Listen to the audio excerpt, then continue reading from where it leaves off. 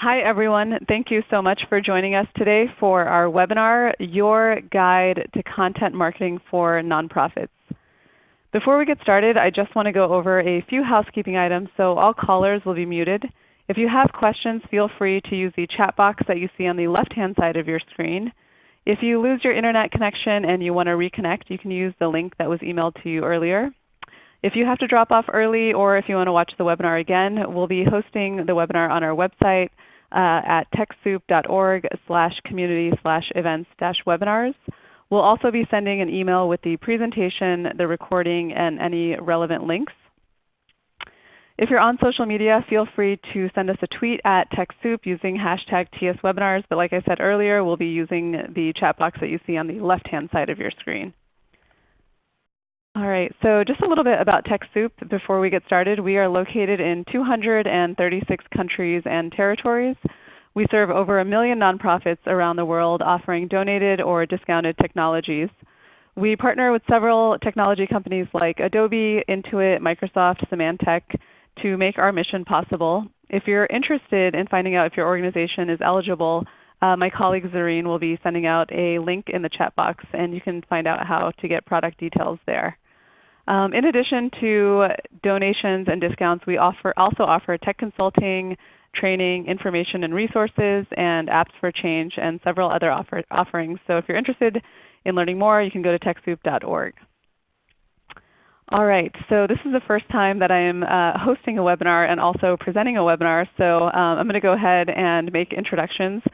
So my name is Seema Tucker, and I'm the Senior Manager of Content here at Techsoup.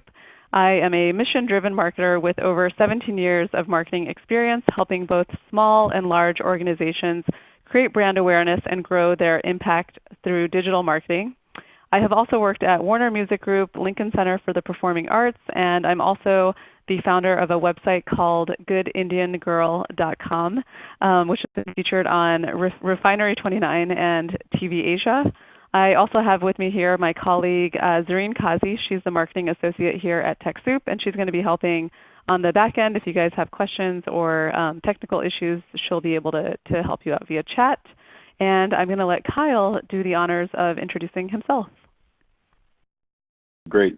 Thank you, Seema. Good morning or good afternoon to everyone who's joined today, depending on where you are. My name is Kyle Barkins, and I'm the co-founder at TAP Network. We're a mission-driven marketing and technology agency, and at TAP I wear a lot of hats. I'm mostly responsible for the strategy, development, and execution of marketing campaigns for organizations of all sizes.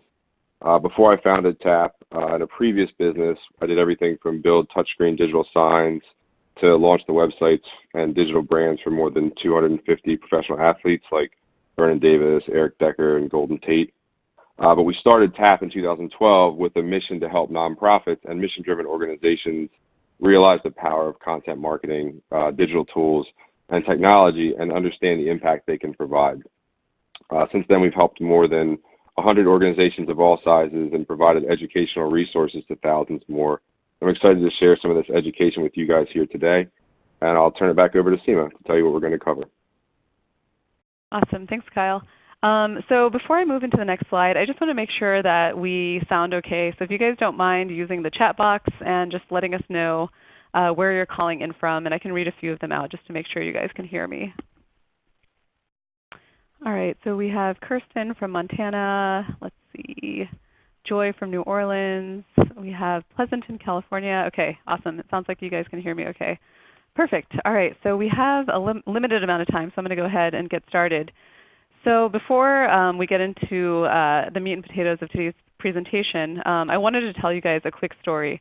So in 2011, there was a 5.9 earthquake that hit near Richmond, Virginia. New York residents were casually scrolling through their Twitter feed, and right after they read about the earthquake on Twitter, about 30 seconds later, they actually felt the earthquake themselves. The earthquake was one of the largest recorded in the Washington, D.C. area. This is the reason I'm sharing the story is because I think it just shows you how quick and how powerful content can actually be, and there's just a lot of possibilities if you use content in the right ways.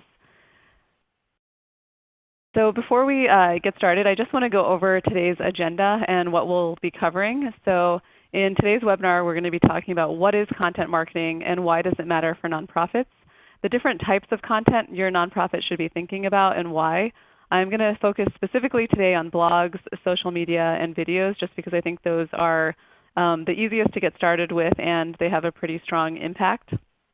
And then we'll be talking about how to effectively create a content strategy, and then tools and best practices to make your work easier and more effective. And then lastly, measuring success and understanding what metrics matter most. All right. So I'm going to pass it off to Kyle now, who's going to talk about what is content marketing. Thanks, Seema. So what is content marketing? Content marketing is creating, distributing valuable, relevant, and consistent content to attract and retain a clearly defined audience, and ultimately to drive some type of customer or user interaction. So that could be recruiting volunteers, raising donations, or filling your next golf outing or event. Even though the term content marketing has grown as we become more online, I'm sure you hear it a lot more now than you ever have before, it's not a new concept at all. In fact, an early sign of content marketing dates back more than 6,000 years.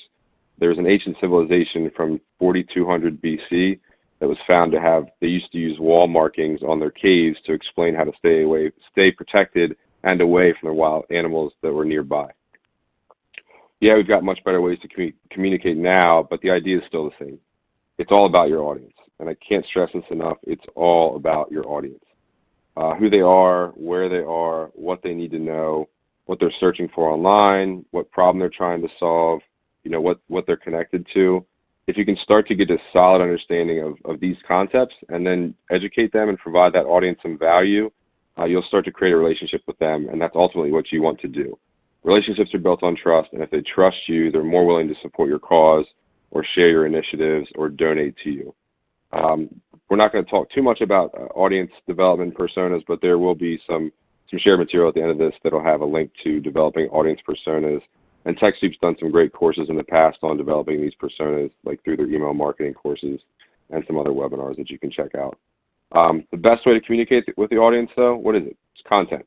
A lot of content. I see someone just said they shouldn't hear anything. Sorry about that. I didn't want to break this up. Oh, but yeah, that's a lot okay. of content. I think it could be their connection. So Zurian will message them to get that fixed. Just wanted to make sure. Thank you. So tons of content. I know that saying a lot is probably going to scare you guys, but don't worry. You've actually probably already created a lot of it, and you're probably creating a ton every single day. You just don't realize it. But we'll get into that later. When we say content, we really mean the message that you're trying to deliver with this content marketing strategy. There's tons of ways you can deliver that message. There's blogs, there's emails, there's website pages, there's social media, there's print collateral, there's billboards. You see cars that are wrapped with messages these days. But these are all just vehicles, and that's not supposed to be a play on words. These are the tactics. These are the delivery mechanisms. It's how you get content to people, but content is at the core of all of these things. Without that content, without that message, you have nothing to deliver across all these different channels.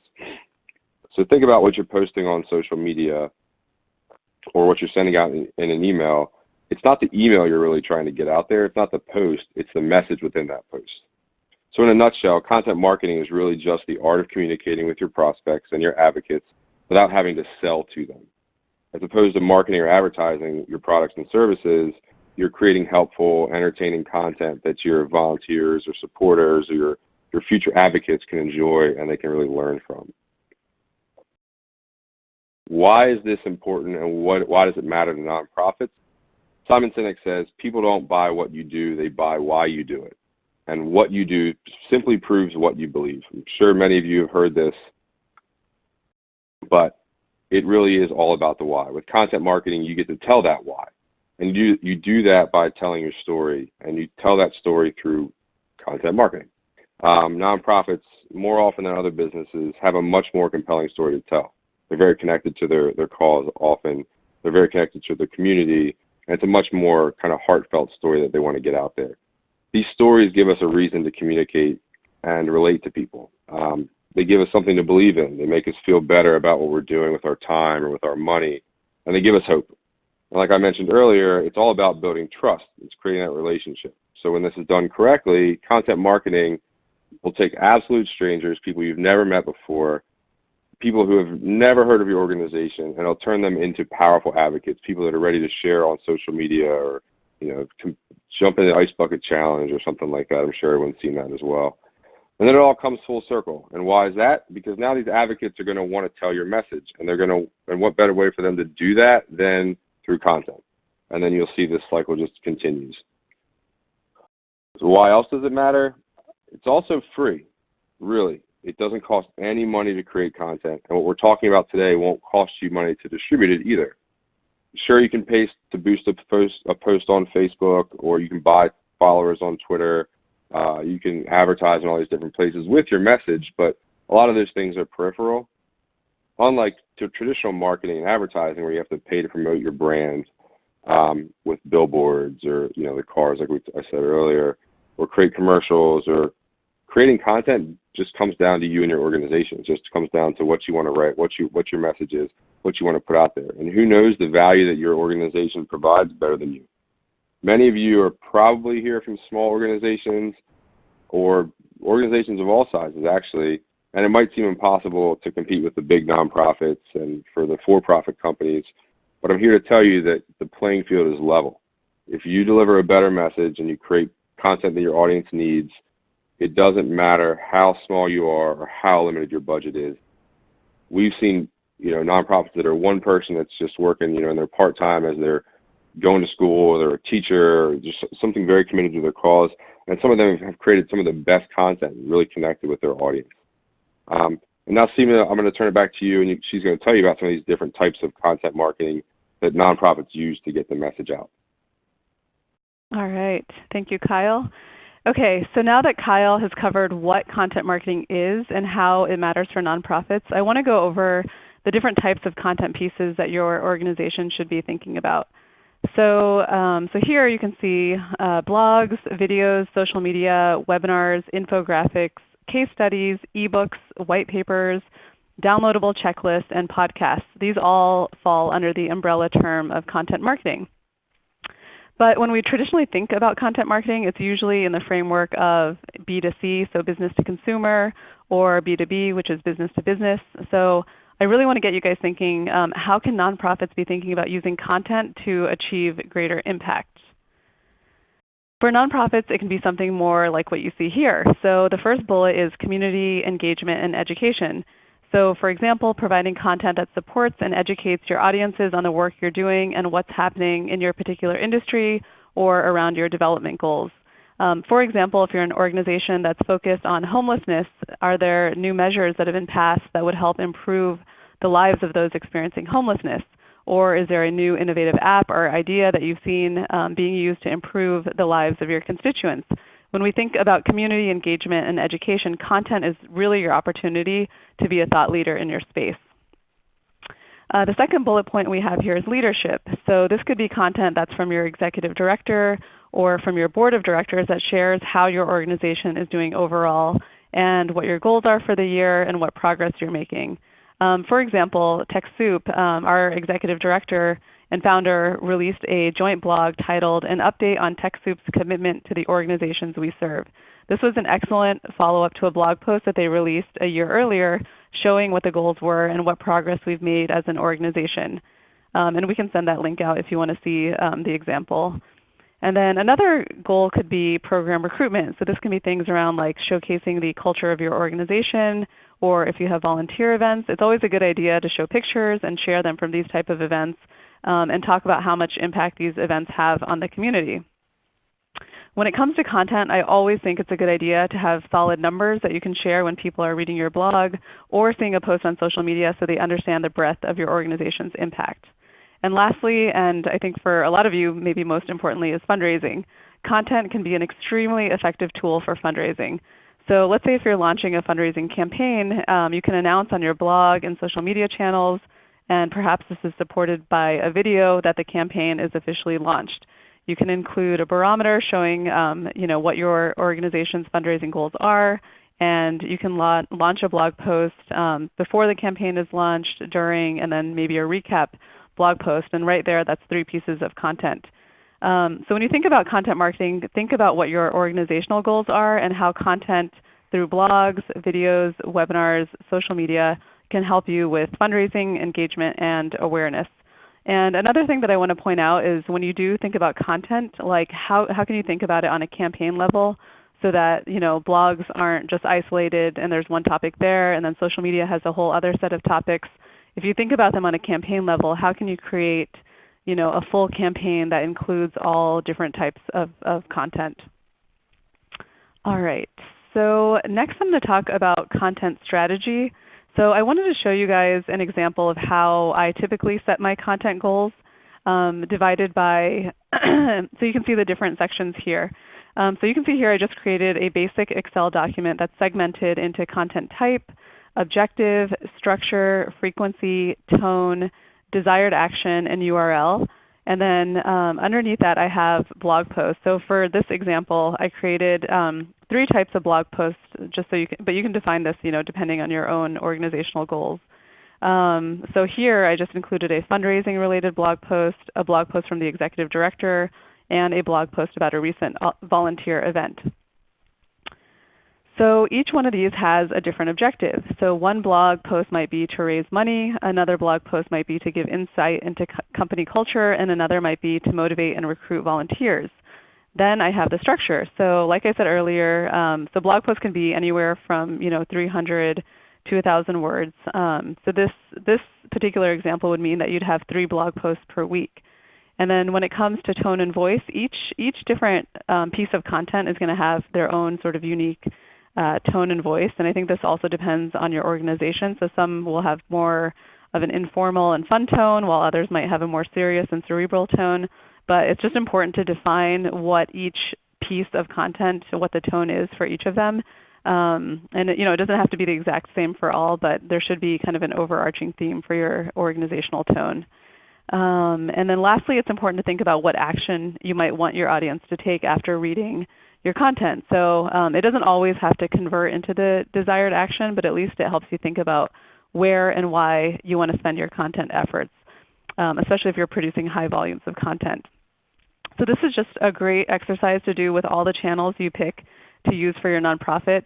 Since most nonprofits are time and resource strapped, producing content for the sake of producing content won't be realistic, and it needs to be done in a way so that there's intention behind each piece of content. All right, so now before I get into, I'm going to focus on 3 areas of content. But before we get started, I just want to do a quick poll and find out what types of content your organization is currently using. And I will simultaneously take a sip of water while you guys answer this question, and then I'll share the results. All right. So, okay. All right, so I'm going to go ahead and share the results. It looks like social media is the most commonly used form of content, and then videos, and then blog, and then infographics, and then webinars. Okay, so that sounds about right, which is perfect because that's what I'm going to be talking about today. All right, so now that we've covered the different types of content and how they can help your organizational goals, I want to do a deeper dive on blogs, video, and social media. So do nonprofits need a blog? Yes, definitely. And why? Because blogs are great for several reasons. 1, they offer the opportunity for storytelling. 2, they provide great content for your social media channels. And 3, they are a quick, responsive way to offer company updates to promote whether it's a company update or a fundraising campaign. And they also are a great way to drive people to your website. I have a few best practices here, and this can kind of change depending on how far along you are into blogging. If you're thinking about search engine optimization, you might want to write longer blog posts. So it kind of just depends on where you're at. But if you're just starting out, this is like a pretty good framework to get started. So I just want to give you guys a quick example. So Back on My Feet is an organization that I volunteer with, and they use running to empower those who are experiencing homelessness to get off the streets. They do a really good job with their blogs, with their social media, with their videos. So I just wanted to show you guys a quick example. So here there's one about a member who's experiencing homelessness, and this blog shares his story basically from when he found Back on My Feet to where he is now and kind of his experience with the organization. And it's a really inspiring story to read about. And then another is a fundraising post. So this is about a marathon runner who was able to raise $21,000 and kind of what their journey was. And the reason I wanted to show you guys this is that I think it's really important to not talk about the same thing all the time. So it shouldn't just be fundraising all the time, or it shouldn't be about your constituents all the time. There should be a really nice balance of content across all your channels. Okay, so the next slide, I'm going to talk about social media. So it seems like a lot of you guys are already on social media, which is great. I think this can be kind of a thorn in a lot of people's side just because it is very time consuming.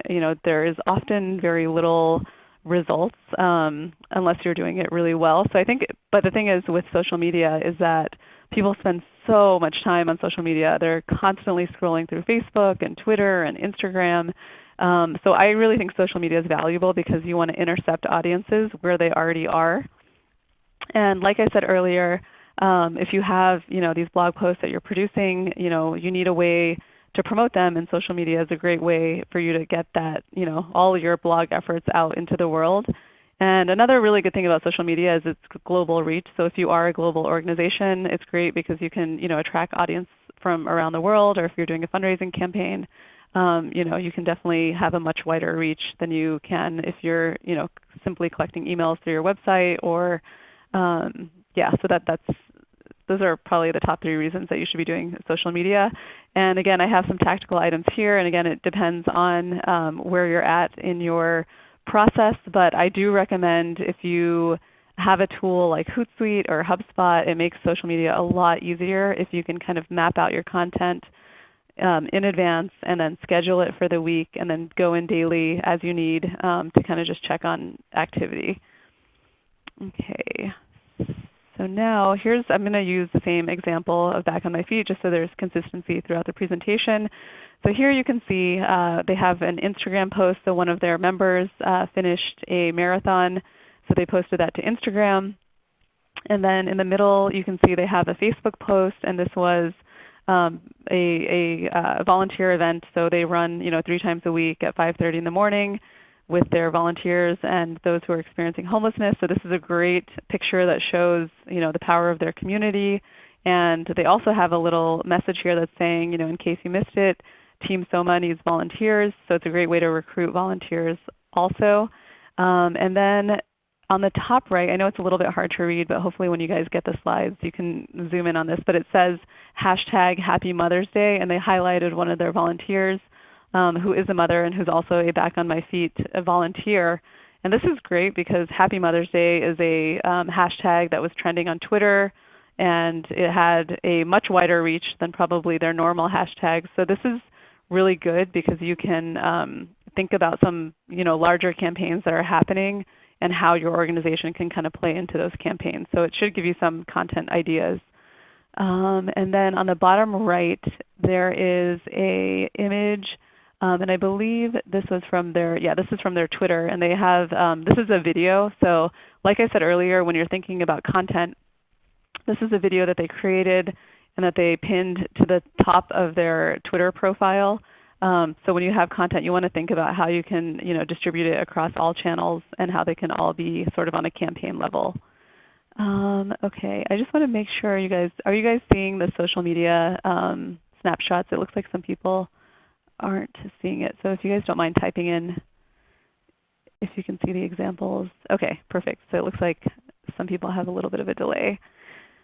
All right, so the last area that I'm going to talk about is videos. So videos definitely can be more time consuming and they can cost more money, but they can tell a really meaningful story. They evoke a lot of emotion. So BuzzSumo analyzed 100 million Facebook videos and found that the videos that got the most interactions were on the shorter side, and the sweet spot for video length is around 60 to 90 seconds, followed by 90 to 120 seconds, and then 30 to 60 seconds. So I think when you're thinking about how long your videos should be, definitely on the shorter side. And then also On Facebook, I think it was 85% of people when they're watching videos on Facebook, they watch them without volume. So I think having text overlay is really important to get your message out there. And then if you have access to music that's with proper attribution and copyright rights, then music is always a good thing to have in your content. Okay, so now I'm going to pass it off. So now that we've kind of talked about the different types of content, how to produce it, how to create a content schedule and sort of put goals behind it, it's really important to measure content. So I'm going to pass it off to Kyle, who's going to talk about how you can measure your content. Great. Thank you, Seema. So first we're going to have a poll pop up here. Sorry, I realized that was coming up later. I want to know how many people are currently measuring your content success. So whether you're tracking through Google Analytics, or you doing this through a centralized platform, something like HubSpot or MailChimp or Constant Contact. I'll give you a few minutes or a few seconds to fill this out, and then I'll jump into the measuring slides.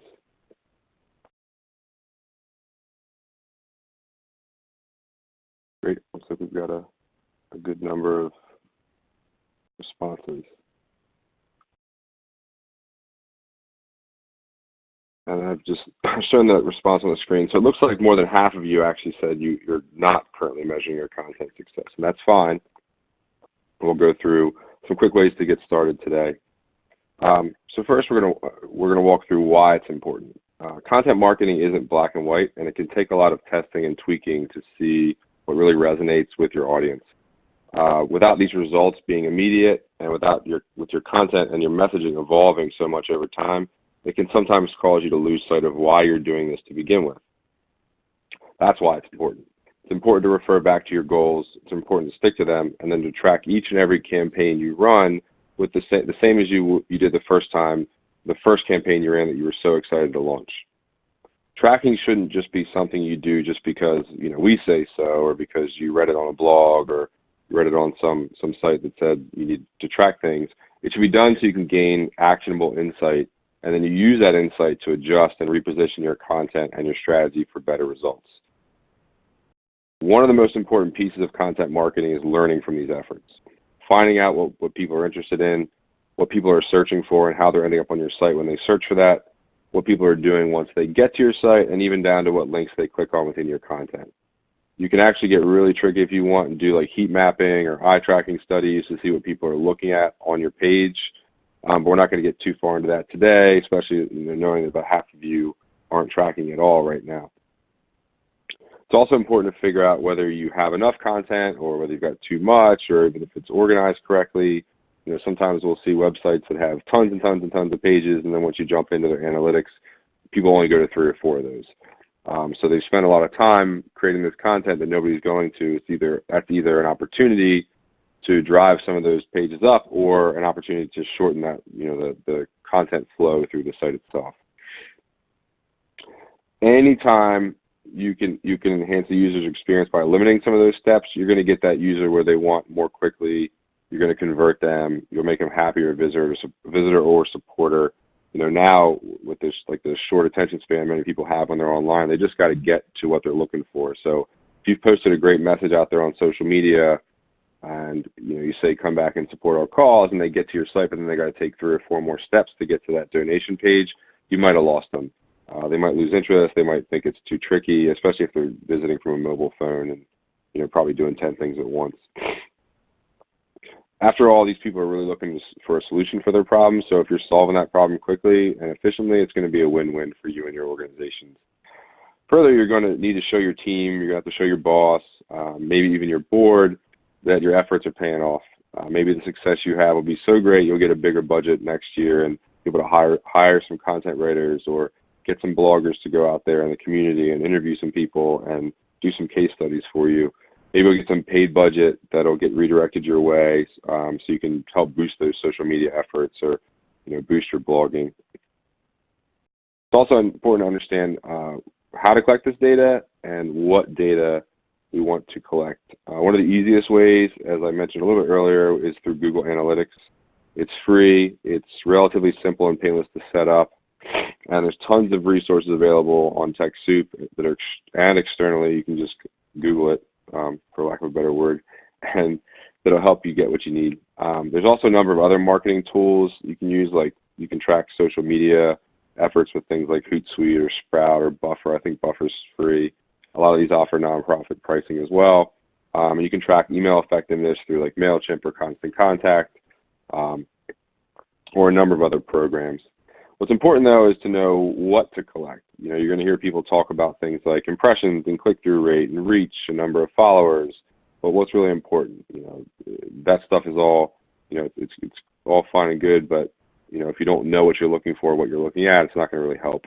It sort of depends on at the very minimum, you're going to want to know how many people saw your content, how many people took an action on that content, and you want to be able to categorize these things by either like topic clusters or by date, or maybe it's like an event or maybe a location, whatever it is, but you're going to want to be able to take a small cohort and say, for our location in Philadelphia and the content we created around that, this is how that content performed, or for this event, this annual gala that we created content for, this is how that performs. So once you have all this data, what do? You want to learn, you want to optimize, you want to go out there and you want to get more visitors and more users. You want to write better content, you're going to write more content, you're going to write the content that your users are going to engage with. You're also going to remove content that exists that no one engages with at all, and you're going to report these findings to, as I said, to your board or your executive director, and use those results so you can go ask for more money to do more events and create a lasting impact. So, with more than half of you, referring back to that, not even measuring at all, you're probably, a good chunk of you are probably wondering, what to measure. Some of you just haven't. Some of you are not really sure what to measure, or even what these different metrics mean. There's tons of things that I mentioned that you could measure, and I'm sure you've heard these buzzwords like I was talking about, like click-through and engagement and brand awareness, market penetration, whatever it might be. We want to start with the basics. So we don't want to get lost in all that marketing jargon and all those minute details. For nonprofits, it's not the typical sales funnel, so it's not a one-size-fits-all approach.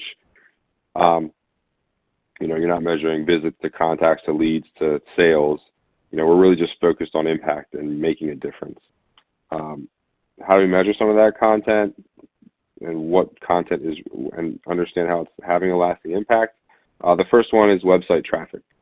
What's a good content strategy if your website's not optimized and you're not really understanding what people are doing on there? I know here I go talking about optimizing or adding more pieces, but really your website's going to be that central point for everything we've discussed today, and pretty much all of your content efforts. It can help drive your brand awareness. It should be where you're collecting these contacts through forms.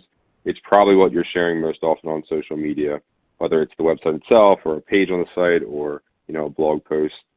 So you should be paying better attention or close attention to how it's performing. So the items we're really concerned with for the website, if we just keep it simple, is traffic. So this might seem pretty obvious, but like tracking and looking at what is causing traffic to your site really shines a light on how well your content's performing. We also briefly touched on this earlier when we were talking about brand awareness. Traffic can kind of show brand awareness, and you can drill down to like individual sources and look at performance over time. There's also behavior. So if you're using Google Analytics, you should see an option on the left side of your screen called behavior.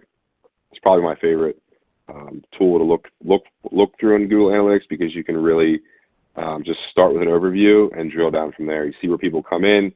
You can see where they go to. You can set it up so you figure out where the landing page is, where the exit page is. So if you pick something like your donation page, you can kind of track people back and see how they got there through your site. You can even go as far back as, what platform did they come in from and how they get there. It's a great way to look at where your users are going and what they're trying to do and where they're trying to go once they get on your site. Next thing you want to track is fundraising. So at this point, hopefully you're tracking your fundraising efforts. If you're a nonprofit that does fundraising, you're looking at things like how much you raised last year, and you want to compare things such as this year's fundraising and this year's fundraising efforts, or one event versus another, or the same event this year versus last year. And then you want to take a look at where these registrations, these funders, these things came from. Look at the content that helped convert them. Look at where their initial entry point was, and then optimize those channels. And then lastly, but definitely the most important, is impact.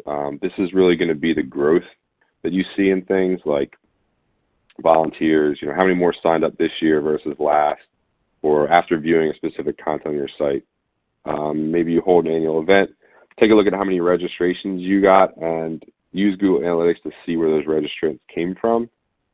Or better yet, just add a field on your registration form, say, where did you hear about us? And then put options in there like Google, social media, a friend, maybe I saw the event on your website. But anything you do, put things in there that are relevant, but just don't go overboard with it. You don't want to give them too many choices. Maybe you're an education program, so maybe you track people to, educate youth. You want to look at things here like similar to as you would for volunteers or attendees. You want to see the growth in new applicants or the growth in quality applicants, and then track back where they came from. And then, ultimately this measuring impact is really more of like a calculation. So, you're going to use one of the things we've talked about measuring earlier, and then you're going to show that impact. It's pretty easy. It could be a calculation like percentage growth, or it could be a number for growth year over year. That all sounds kind of daunting. I know we've kind of gone through a lot. We've got a little bit left for you guys today. We want to give you, 5, we think, easy steps to get started. Some things you can start doing today just to kick off your content marketing efforts. First, the most important thing, and I'll say all 5 of these things are important, but is to set SMART goals. This is an acronym you'll see a lot in content marketing and inbound marketing. SMART stands for specific, measurable, achievable, relevant, time-bound. It's on the slide there as well, and I'll actually provide a template for creating these SMART goals, but it's all about writing your goals down so you know what you're measuring and what all this effort is for. So specific is going to be anything that's like, what's expected, why is it important, who is involved, what's it going to be. Think about those things when you're setting these goals. Measurable would be, it's got to be something that has concrete criteria for measuring progress. It could be like traffic, or it could be donations, or it could be volunteers, like number of those. Achievable, is it something that's realistic, and is it possible for you and your team and the size of your organization, your budget to reach? If you're 1 or 2 people and you're currently reaching, 200 people on social media, and you say I want to reach 1 million people next month, it's probably not achievable. I'm not saying it's not, it's not impossible, but it's probably not. That's also probably not all. So the next one, realistic and relevant. It needs to matter to your organization, and it has to address a core initiative. So, reaching 1 million people next month might be a great metric, but it might not actually have any impact on, your fundraising or whatever it might be. And lastly, it needs to be timely. It needs to have an expected date that you reach that goal. So, just saying you want to reach 1,000 people or 1 million people is great, but you have to put a time constraint on it. So if I was going to think of an example, real basic, I'd say something like, over the next 3 months, our organization will look to increase our blogs organic traffic by, let's say, 8 to 10%, and that will reach a total of 2,000 organic sessions by the end of August. So if we start in June, our goal is by August to have 2,000 organic sessions total, which is going to be a growth in traffic of 8 to 10%. I recommend writing this goal down.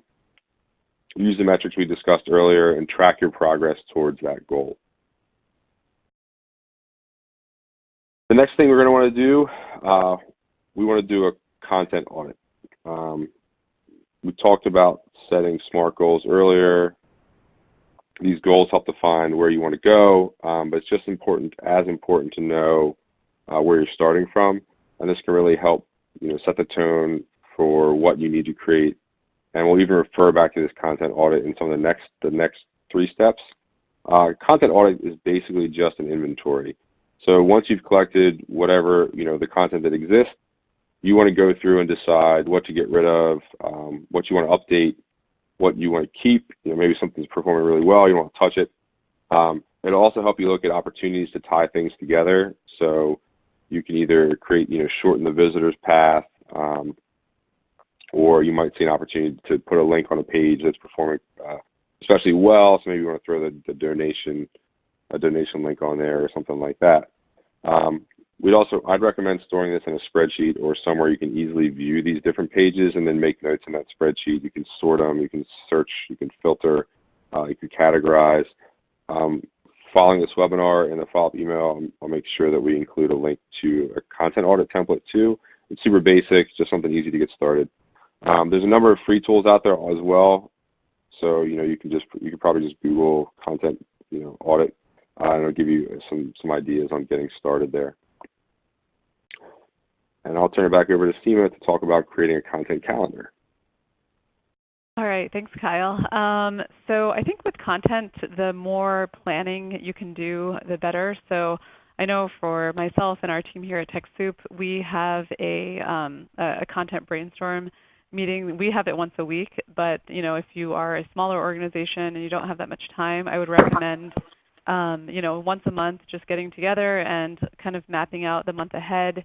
It's really nice to look at what events are coming up that are not just limited to your organization, but on a more global level. So for example, if it's Giving Tuesday in November, so if you have your content brainstorm mid-October and you're planning out November, you can say, okay, Giving Tuesday is coming up, and we have this gala coming up, and whatever events that that are happening both internally and externally, and just kind of mapping out what ideas you want to include for the month. So I think just having a monthly brainstorming meeting is always really helpful. I think also just if you're new to content, just picking out 3 channels that you can start using. I saw this thing on Instagram, and I think it's for artists or photographers, but it's called the 100-Day Project. I don't know if you guys have seen this on Instagram, but I really like it because basically these artists and designers are committing to 100 days of creation, and I think that's also really nice with content. If you can commit, whether it's a social media post or a blog post, but just kind of getting started and realizing it's not as insurmountable as you think. It's a good goal to have.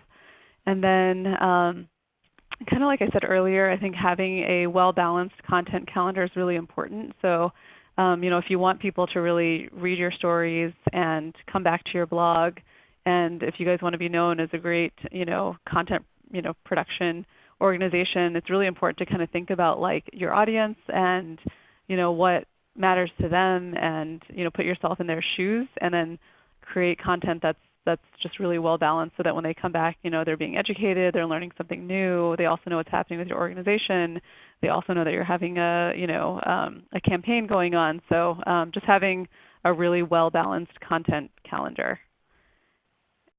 And then in terms of generating content ideas, I think this is a big challenge for a lot of people. I think nonprofits do have an advantage because a lot of us have a lot of great stories to tell.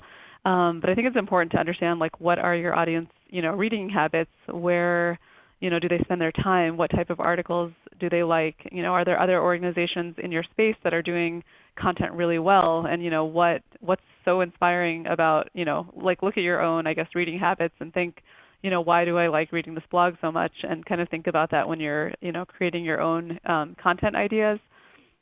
There's also, I don't know if you guys have heard of this website called Quora, but it's a question and answer website. And what's interesting is that you can go into Quora and type in nonprofit or question fundraising if there's certain keywords that are relevant to our industry, and you can see what are some of the top questions that people are asking. And if it's more specific, if you want to type in homelessness or poverty, you can type in these search terms and see what people are asking, and then that also gives you an opportunity to say, hey, actually we know the answer to this question, we should produce a blog post about it because we are experts on it. And then also for SEO efforts, I think there's a lot of things you can think about when it comes to keywords. And Kyle, remind me how detailed in Google Analytics, in terms of keywords, it's pretty limited, right, of what people can see. Yeah, unless you set it up unless you set those terms up specifically. Yeah. You can. Okay. You have to use Webmaster Tools and connect it to keywords, or you can do some planning. But right. Yeah. Okay. Yeah, I think but just on a general level, if you know that there's certain things that your audience is always looking for, and you guys are the experts, this will help you in terms of showing up in Google search, and that's a little bit more of a complicated content effort, but it's definitely something to think about for the future. All right, so I'm going to pass it back to Kyle. Thanks, Seema. So the next step we could take is repurposing existing content. Earlier on I mentioned that creating content is free, but it can definitely take a lot of time and effort to create effective content, especially on a consistent basis, and something that fits the plan you put in place. We'll often see websites that have a blog because someone told them to create a blog, and they've done a few posts, and then they might drop off and stop posting over time.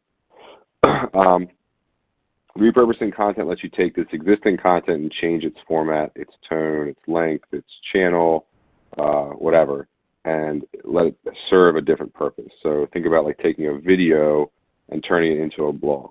And then, so now you've got a piece of written content or multiple pieces of written content that you had from something you recorded, or maybe a case study video that you want to create, write up on the organizations you guys have helped or the communities you guys have helped. Maybe you summarize a couple old Facebook posts that performed particularly well. You turn them into a blog, like best posts from last year, or the best photos that we've posted from our events or something. Or maybe you take a bunch of blogs and you create one downloadable checklist for something. The messaging is all the same, but the channel or the format or whatever, wherever it's consumed is going to be what changes here for you to repurpose these things. So this lets you, like, instead of creating a piece of long-form content like maybe a guide or spending the money and time on a video starting from scratch, you just want to identify its core concepts and the content that you want to deliver first. This way you can create like a smaller piece of content or smaller pieces of content in the short term, like maybe a blog post series, and then turn that into your long-form content or resource down the road when you've got some more bandwidth or you've got some measurable results and you've seen how that content is really performing. So now what? The next step, we think you should just get started. You got to take that first step. Put something out there. So you could write your first blog, social email series. I'd really recommend starting at the bottom and working your way backwards. Anything you can do that, you could do that by implementing some of the 5 steps we talked about earlier. Take something like a donation page. Hopefully something like this already exists. This is going to be like the very bottom of your funnel, so to speak, and the place we're ultimately trying to drive people to. Or it could be a sign-up form, a volunteer form, an apply form, but that bottom of the funnel piece. Then you want to go out and write a blog, and you want to talk about the impact your organization has had, and maybe some of the people it's helped. So, if you're a volunteer organization, talk about how volunteers help, how volunteers give back in this blog. And in that blog, you put a link to that donation page. Hey, you want to be, or the volunteer page. Say, hey, you want to be a volunteer? Click here to learn more. Click here to sign up. And then you want to take that blog now, you go post it out in your social media networks. Make sure you link right to the blog itself. You don't want to drive someone, you don't want to tell someone they're going to read a blog and take them to the donation page, or tell someone to read the blog and take them to your home page. Link right to that blog. And try to include a picture. Pictures get more responses, and if you can find a way to work a puppy or a baby in there, those are really good at attracting people's attention. So, see if you can. Don't make it, off-brand or off-message, though. But I'm sure you're going to get more engagement. I'm really not joking. These types of images consistently get better click rates, better engagement. It's because they elicit like an emotional response. That's what we're really going for, as we talked about earlier, connecting with your audience. Now you want to go out after that. You want to write an email to your subscribers. People that have opted in that said they want to hear from you. Definitely don't spam people. But your current supporters, past donors, whatever it is, let them know that your new blog you just posted about all the great things you do or all the great things that have happened. Make sure they know it's live. Say, hey, new blog's up. Learn more about X, Y, and Z here, and then they can check it out to learn more, and they can understand how other volunteers have helped or where other people's donations have gone. Again, link directly to that blog we talked about. And then ultimately just keep it simple. The idea here is we obviously want to get people to donate or to be a volunteer, but really all we're trying to do is get a baseline and see how people are engaging. So, if we see people dropping off before the page, maybe they're really interested in your content, that's great. You're doing a good job getting them to that blog, but maybe like the conversion step's not working or the call to action is not powerful enough. We just want to see how and if this new funnel is working, and then give you that foundation to build from over time. And I think Seema had a little bit more she wanted to add here, but I don't want to step on your toes if you weren't going to. Yes. Okay, so puppies and babies. So if all of our TechSoup blogs have puppies and babies now, you guys know why. But no, just to kind of close out today's presentation, I think one of the things about working in the nonprofit sector, you guys all have really, really, really good stories to tell, and content is just your opportunity to tell them. I've worked with tech companies, and it's always a little bit of a stretch when they're telling their stories because they want to talk about how their technology is changing the world, and it definitely can. But I think a lot of nonprofits, you guys are actually changing the world, and you have a lot of great stories that should be out there. So just think about the work that you're doing and the people that you're impacting, and hopefully that will serve as inspiration for you guys to get started with your content. All right. So that being said, if you guys have questions, we have about 9 minutes left, and we're going to move into the Q&A. But if we don't get to everything, feel free to email myself. My email is here, or you can email Kyle, and we'll try to help you guys out as much as we can. And now we're going to move over to the Q&A. So I'm just going to hop on over to our questions and see what people are asking. So we got a question here. There was one about, could you say more about how the blog drives readers to your website? It seems most blogs are already embedded in the website.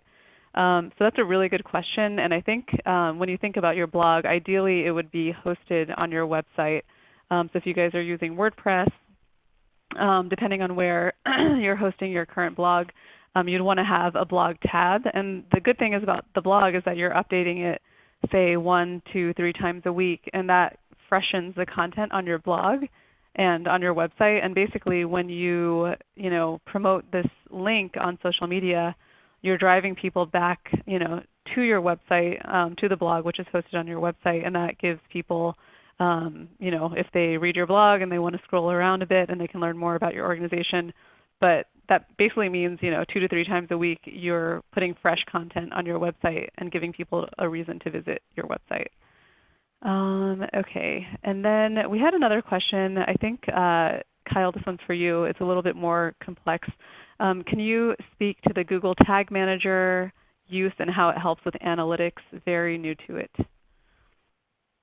So Google Tag Manager is really just a way to kind of configure multiple tags. So there's Google's got a ton of different tags. There's webmaster tags, there's Google Analytics, there's also third-party tags.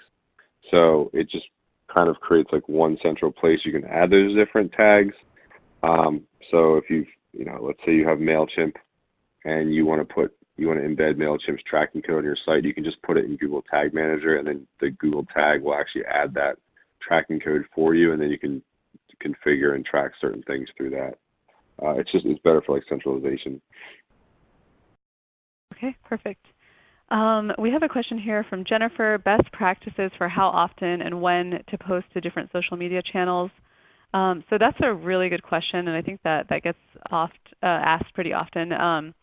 So there are different articles out there that say 1 to 2 times on Facebook per day, and then it could be 6 to 10 times, and there are different factors that play into the algorithm.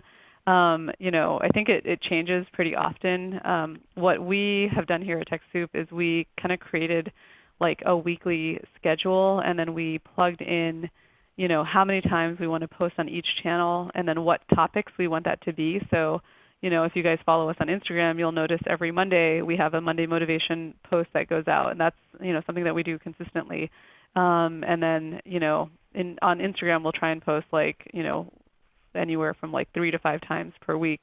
But we have kind of everything mapped out in terms of frequency and then what the topic is going to be. And then obviously there's going to be stuff that's more real time, but if you look online, you should be able to find some resources about best practices and how often you should post on each. Okay, let's see. Give me 1 second to read through some of the questions here. Kyle, do you want to take this one? So does using third-party posting programs like Buffer, Hootsuite, etc. affect views or reach negatively? No, it doesn't. Sometimes they they will only track in Buffer or Hootsuite, sometimes only track what you posted through those platforms. But if you look at the individual social media platforms themselves, or something that does all the tracking, it'll show you the aggregate, but it shouldn't negatively affect anything. Okay. And then do you have any ideas for growing Facebook or Instagram following? And I can yeah. Oh, sure. Go ahead. Knock yourself out. Oh, yeah. I mean, I think both of us can answer this. I think when you are posting more consistently, you're going to be surfacing in people's news feed. I think if you create content that's engaging, the algorithms take that into consideration, and then you'll get a more prominent spot as people are scrolling through their news feed. There's always the paid option, which is not always an option for all nonprofits, but that is an option that exists. And then I don't know, Kyle, if you wanted to add to that. Yeah, that's great. I mean, those are great ideas. The one thing I will add is back to our core message, or our core message in this whole thing is content marketing is all about the message. Facebook, all the algorithms are actually about topics based. Well, it's about engagement, right? But it's Facebook will learn what your organization is about based on what you post, and then the type of people and audience that engages with those. So it's kind of keeping the content that you put out there consistent. That doesn't mean everything has to be about one message, but multiple posts about a similar message using the similar hashtags are going to attract a larger audience that's looking for those things on those networks. So Facebook will, if I'm going to go back to my puppies and babies example, if you post a lot about puppies or babies, people that are interested in puppies and babies are more likely to see your posts, regardless of the level of engagement on those posts.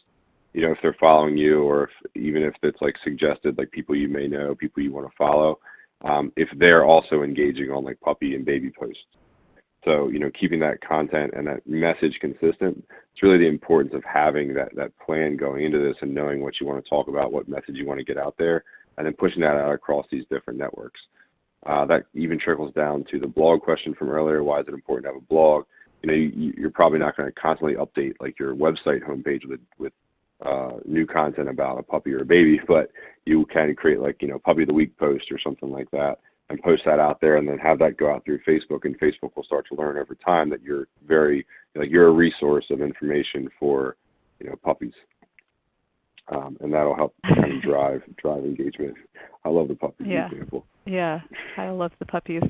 All right, so I think before we go, I know there's some questions here about tools that we use. I know HubSpot has been a great tool for us in terms of scheduling content.